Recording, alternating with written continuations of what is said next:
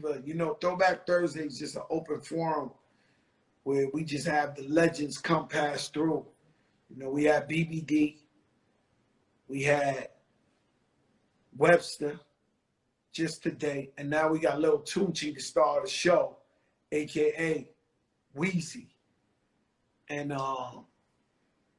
you know, just for the people, you know what I'm saying? Like I tell you every day, like when we started this, we did this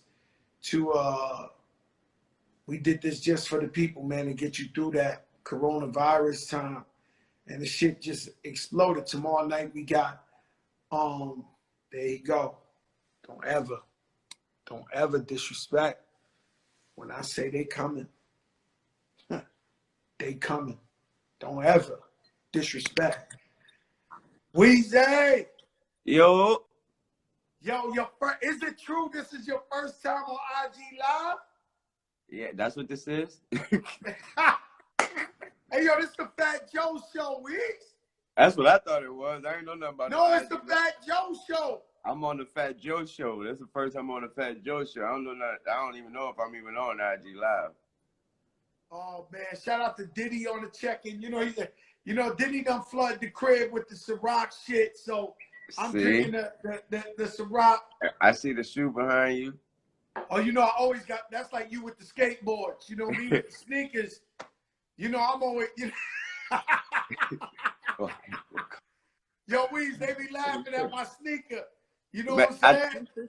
First thing I asked you, when you was on my show, first thing I asked you about was the sneakers. Yo, listen, thanks for having me on there. Yo, Weez, let me ask you a question, right? You started New Orleans. When did you get on? Like, what age were you when you got on?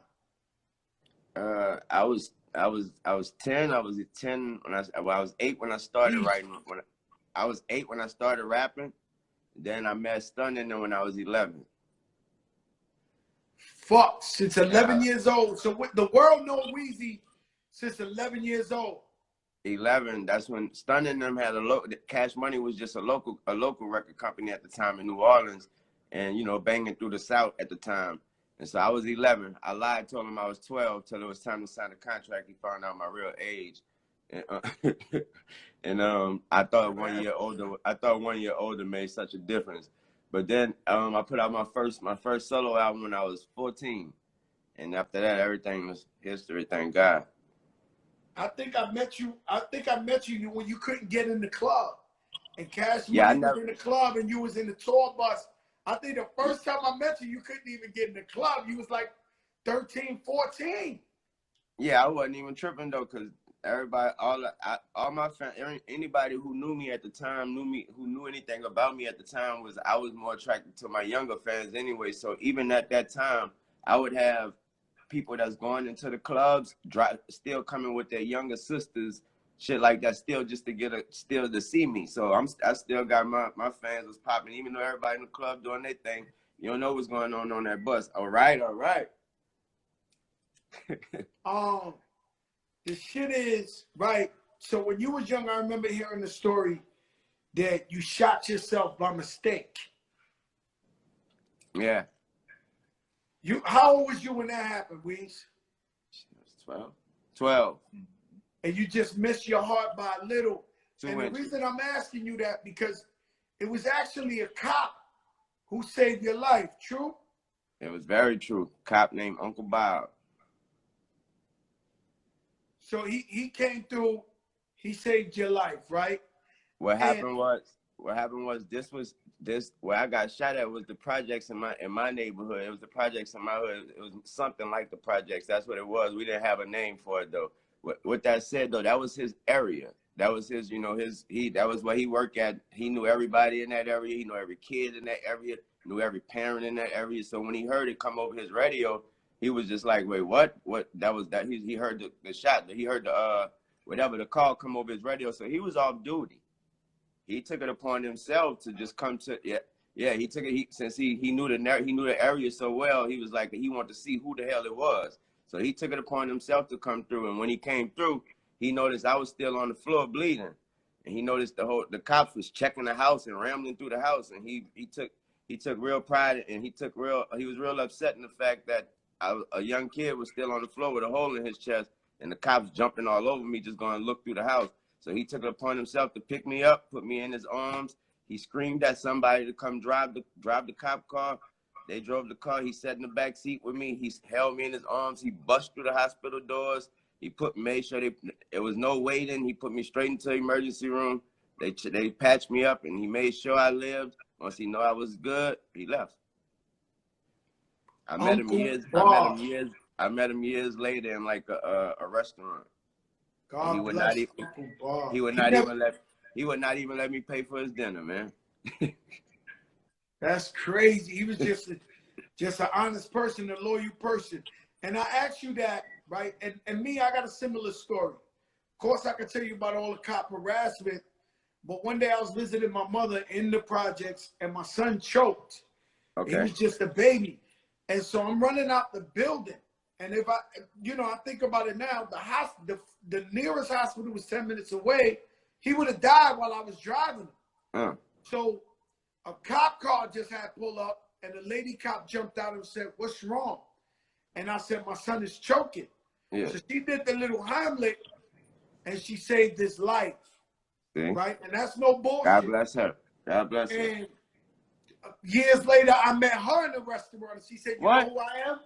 And I said, "Who?" She said, "I'm the lady cop that saved your son's life." And I was like, "Oh my God." So you can't make this up. So now with us seeing this side of the law, and now what's going on now, what we see with Big George. Yeah. So you have a unique perspective. What do you think about what's going on right now with this cop on Big George stepping on his neck and all that? I think when we see these situations, I think we also have to understand that we have to get very specific. We have to get so specific, and what I mean by that, we have to stop viewing it with such a broad view. Meaning, we have to stop placing the blame on the whole force and everybody of such a certain race, everybody with a badge. And we have to get into who that person is, and if we want to place the blame on anybody, it should be ourselves for not doing more than what we think we're doing. We're leaving it at the reason why people always ask me, like, why you don't say this, why you don't do that, is because what else am I going to do after that? Some people put a tweet out and they think they did something. Some people wear a shirt, they think they did something.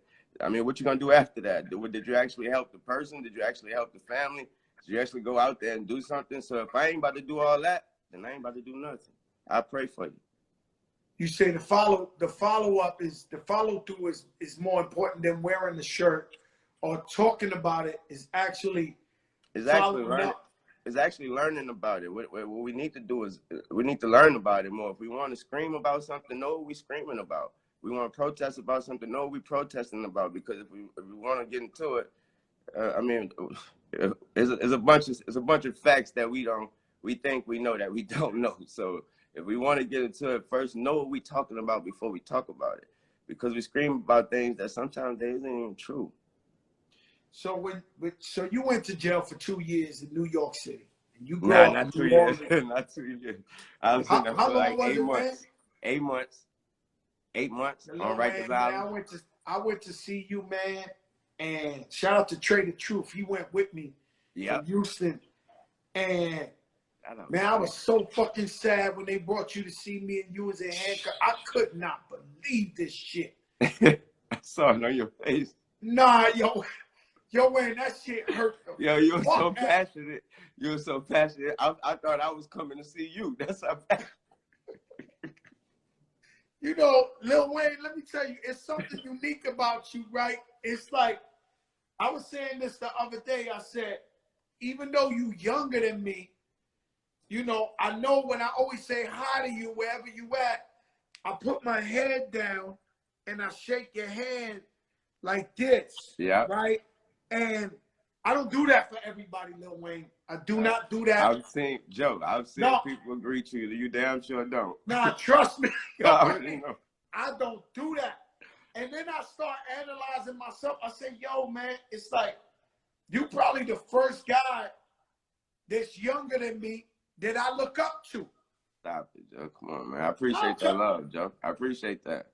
Yo, Wayne, I'm telling you some real shit. Like, because I had to analyze myself. I say, yo, man, you know, every time I see Weez, I'm like, yo, and just because I feel like you're a rap god. I feel like you a Michael Jackson. Like you the closest version of Michael Jackson. Like Michael Jackson was famous as you just got off telling us you've been famous since you were 11 years old, bro. And you ain't stopping. The planes ain't different. The house is bigger.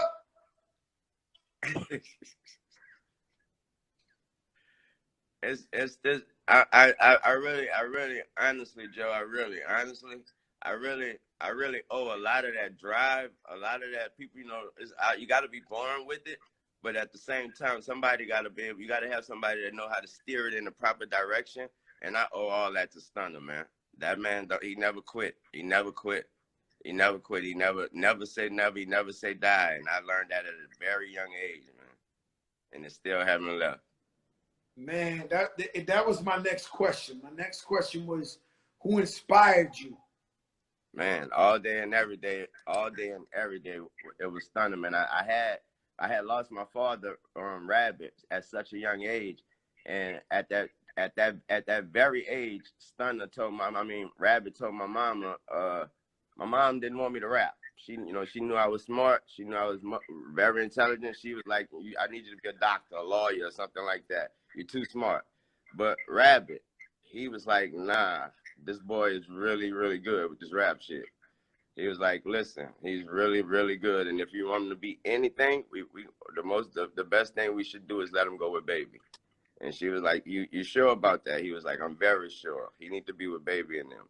And so, with that said, once I lost Rabbit, Stunner became more than a manager, more than a cash money. He was a father figure. So with that said, I looked up to him. I looked up to everything he did and the way he did it. And the way he did things and the way he do things is non-stop. He's committed to everything. Whatever it is, he commit everything to it. They could be playing you on a game. You know how we hearing these stories about Jordan and how competitive he is and anything playing quarters and all that? It's not a competitive thing with Stunner. It's just a commitment thing with Stunner. If he commit to it, he's committed. And I learned that at a very, very young age, and he never stopped working. I'm talking about somebody that didn't even rap. I was like, why is we going to the studio? Why this man going to the studio every day and night? He's not even getting behind the mic. It was just a drive, and he still do it to this day. To this day, he in that thank studio. Thank God he finally get his ass behind the mic now. Thank God we finally get some words out of it. Yeah, because he been doing this shit for a long time without even talking. That's what it started off. It started off as talking. He would get behind. He started off. He would start talking on songs, and then he started making that shit rhyme. And he started doing this shit right here. Yeah, exactly.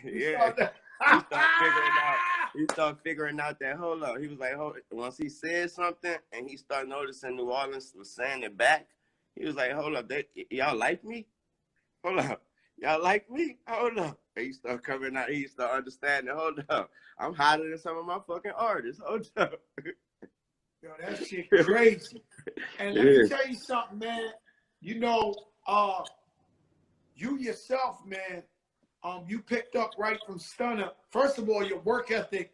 I never seen nobody work harder than you. Like it's hard to teach an old dog new tricks. Oh yeah. But I always say I give you the credit for longevity in my career, just because every time I've been in the studio with you, you done had the #1 record out in the world, and you wasn't in the club. You was in that studio 7 days a week. Trying to make connections. Yeah, I was like, yo, I gotta be like him, because this boy working for real. Yeah. And so I turn around, I go like this. So you put on, you know, not only are you an iconic rapper, artist, but you put on 2 other icons with Nicki and Drake. Yes. Yo, Weez, that's not easy, man. That's not real. Oh, I know. I had to go through it to find out, but I know. And how proud are you of, let's say, Drake? You know, when this, Joe, that right there, that's like That is not. I can't explain it no more, no less than. That's like a proud father. No more, no less, man. Proud father watching this, watching them graduate and become, you know, successful adults. That's no more, no less. That's what it is. Sit back and you know how you just a proud for feeling like I could retire any day now, man. Now my kids got it, man. They get it from here. I'm good, man. I'm good. Yo, George, I live vicariously through Drake. When I see the Sky Blue airplane and shit, I think I'm buying Sky Blue Rolls Royce like I'm that nigga. He coming with the plane and shit, Sky Blue. I'm like, yeah. This shit crazy. And I want to ask you too, you good too? Cause I think I pulled up the other day. I think the window was busted in the Sky Blue. No, not in my shit. Nah. Okay, my that was window next good. door. That was next door. Yeah, don't scare me, man. Don't scare me. Yeah, right next door to you, Joe. The police had that whole side of the street blocked off, and they had glass all over the street. I thought that was the Sky Blue, man. No, that wasn't me. Thank God it wasn't me, man. Don't say that. Thank God it wasn't. Thank God it wasn't. This Corona. So this man, he done went. Who's next on the roster? Who you got next on your roster that you feel is gonna be like an icon, the next big one to go? I never placed that. I never placed that on none of my artists' shoulders. Nobody. I never placed that on none of my artists' shoulders. This is all because you can never tell what anyone is gonna like or what we can't predict the temperature of the fans. So if they like it, it's my job to make sure to make the artists understand they need to make them love it. Man, let me tell you something, man. So rest in peace, Nipsey Hussle. Man, rest in peace. So when you found out about Nipsey, because I know you and Laura, y'all got a kid together. Yes, so that touched you in a different way, right? Yeah, man. A very different way. Very different way. I had to understand, first of all, I had to understand, I had to be more than a friend, and was more than ready and more than willing to do so. But the most important thing was to teach my son how to become more than just a 10-year-old, and now he got how to become more than just a big brother to his little brother. It was time for him. I had to teach him how to step up and become the man of the damn house at such a young age. And man, he took that driver's seat and he gone. I can't even see him no more. He's so far up the highway. And the same thing was asked of you. You was 11 years old when you started. Exactly. So exactly. Does he and got I lost my father. Is he a rapper? Nah, man. Nope. That man, he is the rap to him is, that's like asking him to go play the PS4. He's way past that, man. This kid, he's different, bro. He's different, bro. I get texts from Stunner, at 3, 4 in the morning. Literally, the text just say, yo, Wayne, that boy, that boy in LA, that little boy is something. I get texts from him just about him, like at 4 in the morning, just saying that he's a different kid, man. I brought him to the World Series. The man next to us asked him, who's your favorite player? Who's your favorite baseball player? That nigga said Jackie Robinson. Yeah, you say Jackie Robinson. Bro, that nigga, it was a white man who asked him. That nigga crazy. Yo, that boy going crazy. He told him Jackie Robinson? Yeah, man. Holy shit. I was sitting out. So this kid's a genius. Yes, man. Yes. And you're in this house, I'm surrounded by girls, my wife, my daughter. Your daughter? Yes, man. She's the most loyal in the game. Yes, man. She's the definition of loyal. Somebody asked me about this literally yesterday. Somebody asked me, they was like, man, she know everything. She know all your words. I explained it to him this way. I said, listen, when she's at one of my shows, I could take 3 to 4 songs off and give her the mic. You know what I mean? I could do that. I could take 3 to 4 songs off and give her the mic and go chill, get my breath and get my wind back up and then come back out. That's how much she went. Yes. Nah, you could do it. She hold you down. And one time I got in trouble because I had said that, this is just my opinion, it's not disrespect, but I had felt like Lil Uzi Vert, he got a style from you or influence Yeah. when the shit went like viral, they was all mad at me and shit. And I was like, no, I respect it. You know, I got love for him, but yeah, you know, I feel like you influence a whole genre of rap music, you know? yeah. I'm proud of it too. Damn proud of it. And speaking of Uzi though, me and him just done one. That bit crazy. Me and him just done one so for the first time. So it's Y'all just went crazy? Yeah, for the first time. So it's crazy. God bless Yeah. you. See? That's Yeah. I mean, you know, I was right on the money. You was right on money. You already know. You know I you was work in right on the mysterious money. ways, It man. just, Joe, you already know that. you know, and you know you also the first to do the rock rap shit. Stepped out there, man. I had to step out there, man. I had to step out there, and you know what that is? I know you already know when I say this name. She touched you the same way. That was all Miss Betty, man. Miss Betty, you know, letting me know, boy, you could do this. Pick that damn guitar up and do this. That started from the Leather So Soft song, from the Like Father Like Son album. Man, that's shout out to Miss Betty Wright, man. She just helped so many people, and Man, rest in she helped peace. so many people. And she was just a beautiful, beautiful person. Shout out to Mac Main. He had hit me the other day. He was at the funeral. Yeah, I went too. I went as well. You went out there too? Yeah, I went as well. It was beautiful. It was so many, Joe, it was so many thank yous, Joe. It was so many, like they couldn't, there was no way they could fit it in time. It had so many people just had to say thank you. Like, you know, so many people had to say thank you. Man, I was with Khaled when she died, and Khaled took it hard, man. He was like, he was like one of the first thank yous. Yeah, he was like, you know what I'm saying? He was going back. Like I was with him and he was just going through it. You know, we love her, man. You know, Betty Wright. Yeah. We love her for being like a mother figure and just helping the people and loving everybody. But she really was, you know, she's an icon. Oh, what? Come on. She's a living legend. Man, come on. Miss Beaton sold out some places that I probably couldn't even step in right now. Man, that's crazy because, you know, and I love that she just kept it so real with music, kept it so real with you know, giving back to the community, man. They don't understand. I wish they had cameras or something to show how much she gave back and how much music she know and how knowledgeable she is about music, man. Miss B could damn near play every instrument, man. That's what I was trying to tell you. Like Miss B, that's what I meant by it started from Leather So Soft. Miss B taught me how to play that damn song with the guitar. And so she was the one who gave me the motivation to go ahead and make a whole rock album. You need any help, call me. Miss B the one who told me, yo, stop, you can stretch your voice, you can sing.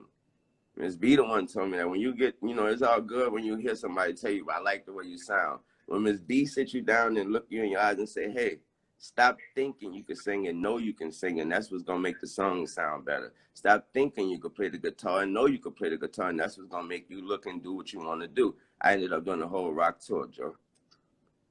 Man, and it was groundbreaking, man. And you just opened Joe, the door, man. I ended up on the Country Music Awards with my guitar. I ended up on the Country Music Awards with my guitar, man. For real. You see that? Nobody goes to the Country Music Awards. That's I was on stage, shit. nigga. I performed, nigga. I performed. Yo, that's crazy. If I ain't mistaken, it was Sweet Home Alabama. Yeah, I performed with Kid Rock. We played Sweet Home Alabama. Y'all play Sweet Home Alabama. Yeah, man. I showed up 5 minutes. I showed up 5 minutes before the performance.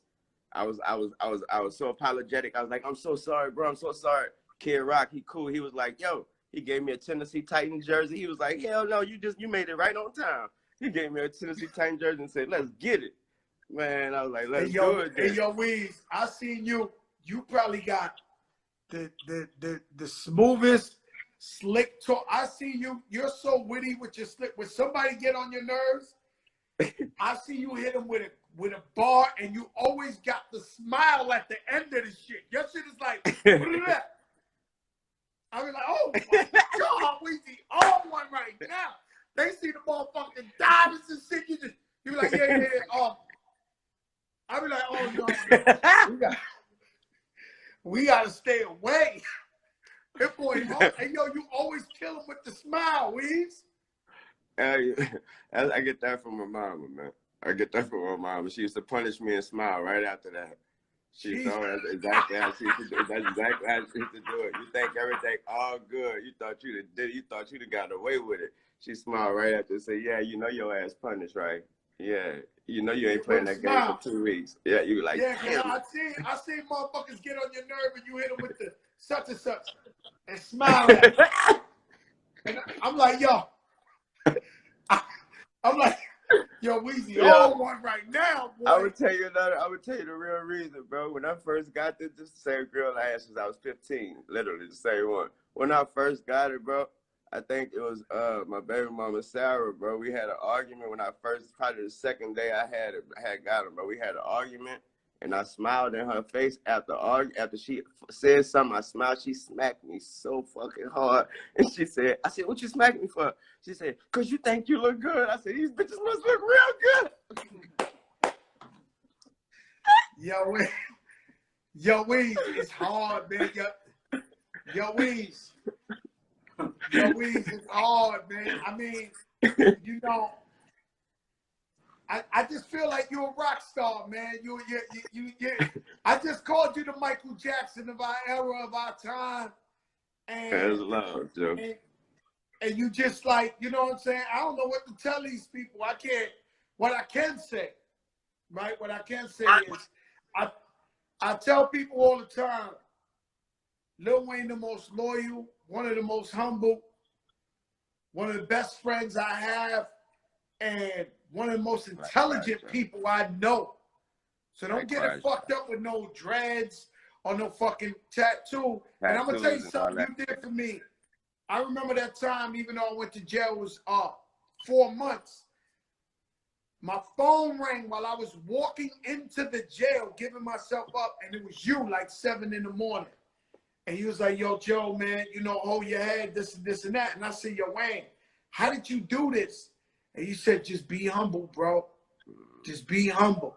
Mm-hmm. And you was the last call, and then I had to walk in on the spot, man, and I appreciated that so much coming from you, and it helped me a lot. You know what I mean? Rather than me going in there acting like, yo, like, let me you know what I'm saying? Yeah, because that's the shit niggas hate. Yes. All right, yo, Weezy, I love you so much, Tunechi, man. Thank you for coming up on the Fat Joe Show, the big show. We love you, my brother. Shout out to Mac Man. I love y'all too, everybody who made this happen. Thank you for putting me on IG Live for the first time. Thank you. We love you, my brother. Damn, man.